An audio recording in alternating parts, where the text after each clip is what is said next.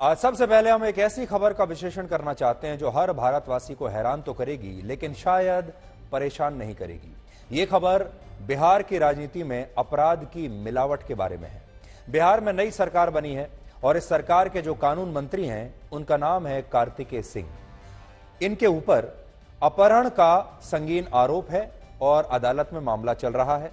संगीन धाराएं लगाई गई हैं और हत्या की नीयत से अपहरण करने का आरोप है, जो कि गंभीर आरोप है। अपहरण का यह मामला 2014 का है। तब राजीव रंजन नाम के एक व्यक्ति का अपहरण हुआ था और पुलिस ने कार्तिकेय सिंह पर जो आरोप लगाए थे उनमें 7 साल से लेकर उम्र कैद तक की सजा हो सकती है। ऐसी तमाम धाराएं उन पर लगी हैं। धाराएं आपकी स्क्रीन पर है। आखिर यह व्यक्ति कौन है जिसे नीतीश कुमार ने बिहार का कानून मंत्री बनाया है? कार्तिकेय सिंह पटना के पास मोकामा के रहने वाले हैं।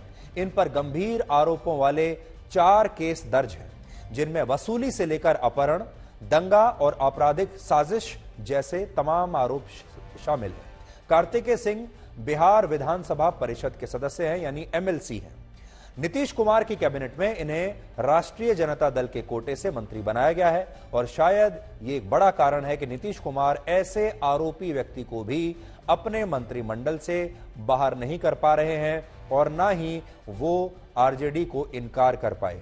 आरजेडी का मतलब है लालू प्रसाद यादव, वरना आज बिहार की कैबिनेट में 72% से ज्यादा दागी मंत्री नहीं होते। 72% जो मंत्री हैं इस समय नीतीश कुमार की कैबिनेट में, वो दागी मंत्री हैं। उन पर कोई ना कोई आरोप है। और सोचिए, नीतीश कुमार सपना देख रहे हैं कि वो 2024 में भारत के प्रधानमंत्री बनना चाहते हैं। वो अपनी साफ सुथरी छवि देश के सामने पेश करना चाहते हैं, लेकिन उन्हीं के कैबिनेट में क्या हाल है आप देख लीजिए। भ्रष्टाचार को लेकर, अपराध को लेकर स्थिति यह है कि नीतीश कुमार के मंत्रिमंडल में राष्ट्रीय जनता दल के 17 मंत्री हैं और इनमें से 15 मंत्री दागी हैं, जिनके दामन पर दाग लगे हैं, और 11 मंत्री तो ऐसे हैं जिन पर बहुत ही गंभीर आरोप है। इसी तरह जनता दल यूनाइटेड के 11 मंत्रियों में से 4 मंत्री दागी हैं और 3 मंत्रियों पर इनमें से भी बहुत गंभीर आरोप हैं। इसी तरह से कांग्रेस पार्टी, जीतन राम मांझी की पार्टी के मंत्री और निर्दलीय मंत्रियों पर भी कई संगीन मामले, आरोप दर्ज हैं, मामले दर्ज हैं। जैसे deputy chief minister Tejashwi Yadav पर खुद ही 11 मामले दर्ज हैं। तेजस्वी यादव यानी डिप्टी चीफ मिनिस्टर और लालू यादव के पुत्र, जिनमें से 4 क्रिमिनल केस हैं उनके ऊपर। इसी तरह उनके बड़े भाई तेज प्रताप यादव, वो भी इस कैबिनेट में मंत्री हैं, उन पर भी 4 केस दर्ज हैं, जो कि दहेज प्रताड़ना के केस हैं। और उसके अलावा कैबिनेट में शामिल कम से कम 11 मंत्रियों पर भी संगीन आरोपों में केस दर्ज है। जनता दल यूनाइटेड का तो एक ऐसा मंत्री भी है जिस पर 24 केस दर्ज हैं और इस मंत्री का नाम है जमा खान। इन्हीं आंकड़ों से अनुमान लगाया जा सकता है कि बिहार की राजनीति में अपराध और अपराधियों का कितना बड़ा हस्तक्षेप है। तो इस समय लोकसभा के 539 सांसदों में से 233 सांसद ऐसे हैं जिन पर आपराधिक मामले दर्ज हैं और इसमें सभी दलों के सांसद हैं। सबसे अधिक जेडीयू यानी नीतीश कुमार की पार्टी के ही 81% सांसदों पर आपराधिक मामले दर्ज हैं। ऐसा लगता है कि बिहार में बड़ा नेता बनने के लिए आपराधिक मामला दर्ज होना बहुत जरूरी है और ऐसे लोग ही या फिर राजनीति में जा रहे हैं जो कि इस पृष्ठभूमि के होते हैं, जो बाहुबली होते हैं। इसके बाद कांग्रेस के 57%, डीएमके के 43%, टीएमसी के 41% और बीजेपी के 39% सांसद ऐसे हैं जिन पर आपराधिक केस दर्ज है। और फिर भी हमारे देश के ये तमाम नेता कहते हैं, लोगों से अपील करते हैं कि हम चाहते हैं कि साफ सुथरी छवि के लोग राजनीति में आए। हम चाहते हैं कि जो मेधावी लोग हैं, साफ सुथरी छवि के लोग हैं, टैलेंटेड लोग हैं, युवा हैं, वो राजनीति में आए। लेकिन अब आप सोचिए, इस भीड़ के अंदर कोई भी शरीफ आदमी कैसे आ सकता है? हालांकि राजनीति में साफ छवि के लोग आए, इसके लिए देश में हमारे कानून भी हैं और अदालतों के आदेश भी हैं। 1951 का जन प्रतिनिधि कानून कहता है, क्या कहता है, उसमें कई प्रावधान हैं। जैसे गंभीर आरोपों के अपराधों के आरोपी को भी चुनाव लड़ने से नहीं रोका जा सकता जब तक उस पर दोष साबित ना हो जाए। अदालत से दोषी व्यक्ति चुनाव नहीं लड़ सकता जिसमें 2 वर्ष से अधिक की सजा हो, और अगर किसी जनप्रतिनिधि को 2 वर्ष से अधिक की सजा मिलती है तो उनका निर्वाचन भी रद्द हो जाता है।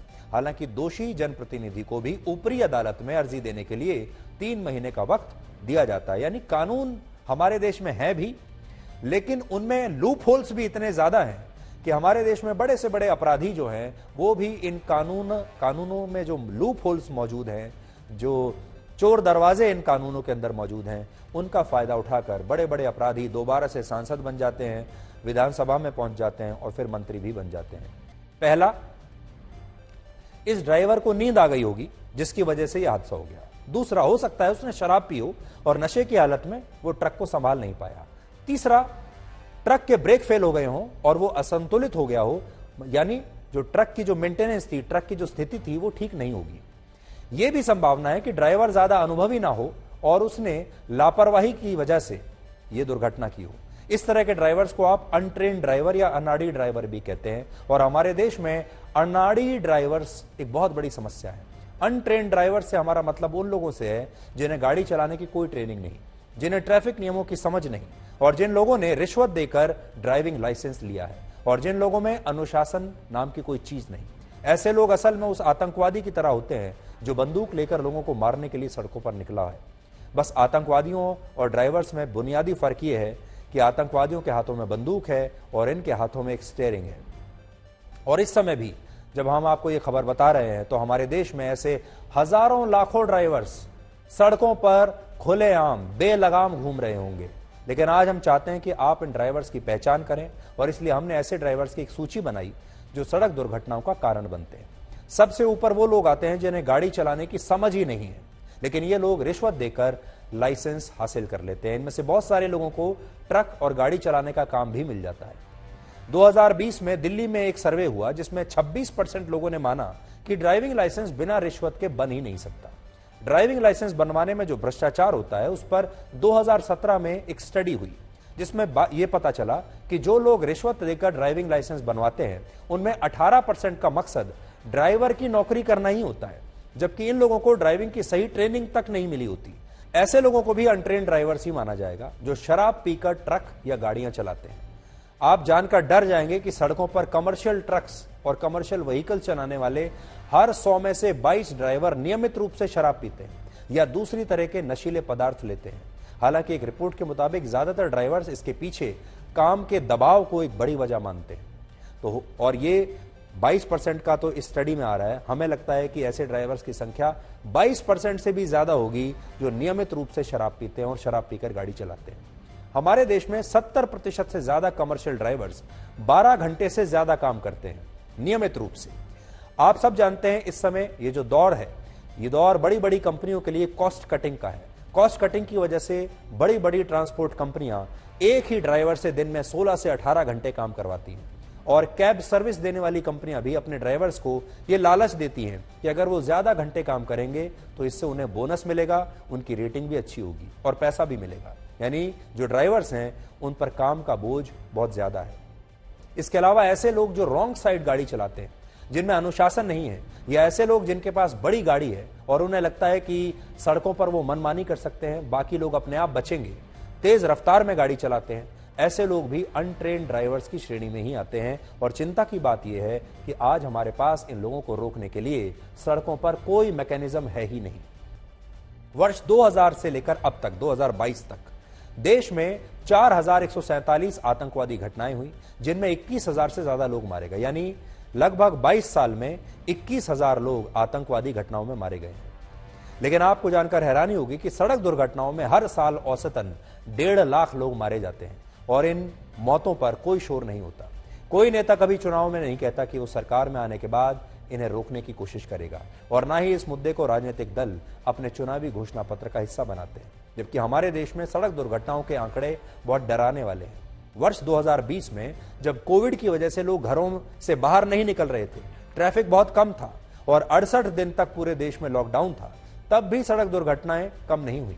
और उस समय उस वर्ष में भी देश में 3,66,000 रोड एक्सीडेंट्स हुए थे। यानी सड़क दुर्घटनाओं के मामले में भारत की स्थिति पूरी दुनिया में सबसे खराब है। 60% से ज्यादा मौत यानी औसतन हर साल 75,000 मौत ओवर स्पीडिंग की वजह से होती हैं, तेज चलाने की वजह से। रैश ड्राइविंग और ओवरटेकिंग की वजह से हर साल औसतन 35,000 लोग मरते हैं और 20% से ज्यादा दुर्घटनाओं का कारण रॉन्ग साइड ड्राइविंग होती है। इसके अलावा भारत शायद दुनिया का इकलौता ऐसा देश है जहां पुरानी हो चुकी गाड़ियों के इस्तेमाल की वजह से सबसे ज्यादा दुर्घटनाएं होती हैं, खटारा गाड़ियों की वजह से।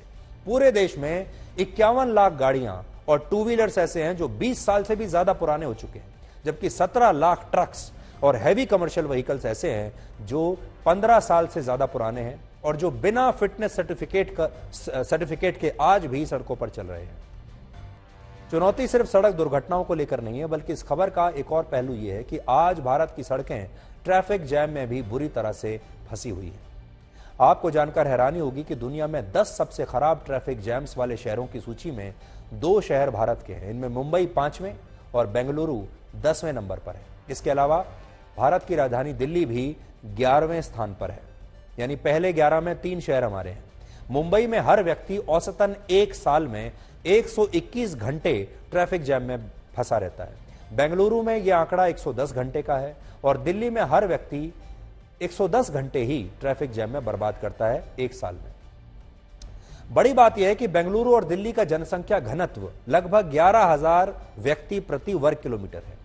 इन दोनों शहरों में 1 वर्ग किलोमीटर के क्षेत्र में 11,000 लोग रहते हैं और यह अमेरिका के शहर न्यूयॉर्क के ही बराबर है। लेकिन इसके बावजूद न्यूयॉर्क इस सूची में 43वें नंबर पर आता है। सोचिए, जब जनसंख्या के मामले में तीनों शहरों की स्थिति एक जैसी है तो न्यूयॉर्क की सड़कों पर ट्रैफिक जैम क्यों नहीं है? इसका सबसे बड़ा कारण यह है कि यातायात को लेकर हमारे देश में कभी भी कोई ठोस रणनीति नहीं बनी।